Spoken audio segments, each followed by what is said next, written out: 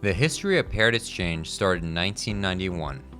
Paired exchange was first utilized in 1991 in South Korea. For nearly a decade, only Dr. Kyo Park and his team in South Korea utilized this novel approach to facilitate transplants for incompatible donor-recipient pairs.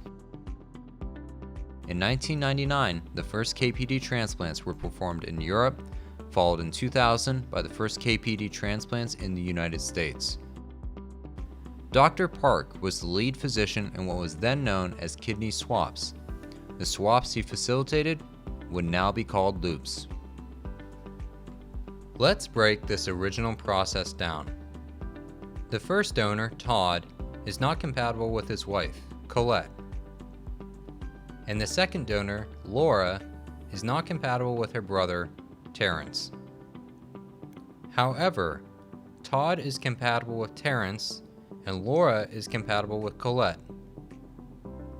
In an exchange for a compatible kidney, Todd elects to donate his kidney to Terrence on behalf of his wife Colette, in exchange for Laura donating to Colette on behalf of her brother Terrence. Two people were able to be transplanted that otherwise would not have received kidneys. That was the original paired exchange. Over time, it expanded to include three-way swaps. Todd would still donate to Terrence, but Laura would donate to someone else in need of a kidney. Angela, whose mother, Maureen, would complete the set by donating back to Todd's wife. Again, were this to happen now, it would be called a loop. However, this method is fragile and logistically challenging, as all the donor surgeries had to be done at the same time. 1999, University of Minnesota Hospital. While not a paired exchange event, this was the first time a kidney was donated by a Good Samaritan, and it ushered in an era of Good Samaritan or non-directed donors, which are the catalysts for paired exchange now. The Good Samaritan donates to someone that they do not know, and the hospital selects where that kidney would go to. The hospital finds a recipient from their deceased donor waitlist, and that donor donates to that waitlist patient. In this scenario, one person is transplanted. Before this, people who wanted to be Good Samaritan donors were turned away and perceived as being not of sound mind. 2001, Dr. Robert Montgomery and his team at Johns Hopkins Hospital. Instead of giving the kidney to someone on the waitlist, the donor donates to someone who is in need of a kidney and has an incompatible donor willing to donate. That incompatible donor then donates to another patient. So instead, one donation will cause at least two people to be transplanted. It was originally called domino chains. This was soon abbreviated to chains. Chains are more stable and successful because the reciprocity requirement is no longer needed.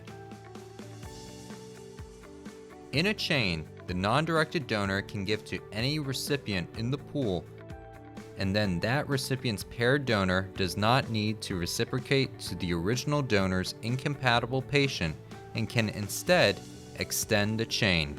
The recipient's donor continues the chain and donates to another person in the chain. The chain can theoretically go on forever. 2007. The only downside with the earlier chains was that the donors had to go into surgery the same day, which made operating room logistics difficult, especially later on when chains involved multiple centers in multiple states in multiple time zones. Dr. Mike Reese solved this problem. The solution to this problem came in the form of the bridge donor. A bridge donor is a paired donor in a chain whose paired recipient has been transplanted, but the recipient who they are supposed to donate to cannot go to surgery due to the recipient not having been identified yet. This donor waits until they can donate and bridges the time gap between the original chain and their continuation of the chain. 2008. One of the largest breakthroughs in paired exchange was shipping living donor kidneys on commercial airlines. This was pioneered by the National Kidney Registry. Prior to 2008, commercial airlines had never been used to ship living donor kidneys. In 2008, the first non-directed living donor kidney was shipped from Cornell to UCLA to start a chain. This opened up the possibility of getting a kidney from out of state, thus allowing potential recipients the opportunity to match far more potential donors and get a better match. The Cornell to UCLA donation saw another vital breakthrough in paired exchange: advanced donation. This was due to the logistics of the paired donor who had to donate their kidney a week before the recipient received their kidney. It is similar to the concept of a bridge donation, just the inverse. The donor donates in advance of their paired recipient getting a kidney. This opened the door to going out of sequence with the chains, with the goal of overcoming more logistical problems, such as lack of operating room time or the recipient not being ready for surgery.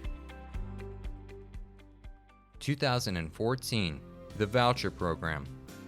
The National Kidney Registry, in partnership with UCLA, introduced the Voucher Program when Judge Howard Broadman donated his kidney on behalf of his grandson who, because of a medical reason, may need a kidney when he is older.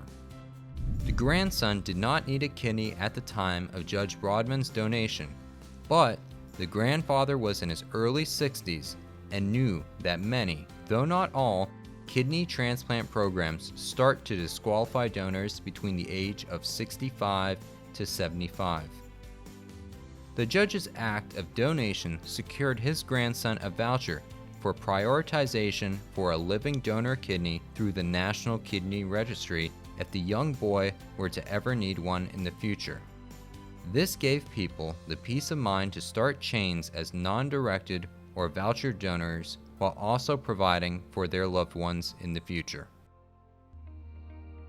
2015. The National Kidney Registry organized the longest chain in the world as validated by the Guinness Book of World Records. The longest paired donation chain involved 70 people. 35 patients received living donor kidneys, and it took 5 months to complete. 2019, the Family Voucher Program. The National Kidney Registry implemented a family voucher program which enhanced the rules for the voucher program. As previously mentioned, Judge Broadman donated on behalf of his grandson who had a medical problem and thus was eligible to receive a voucher. In 2019, the medical board of the NKR removed the requirement for the voucher recipient to have a medical problem, and instead, donors can donate when they wanted and provide vouchers for up to 5 healthy family members.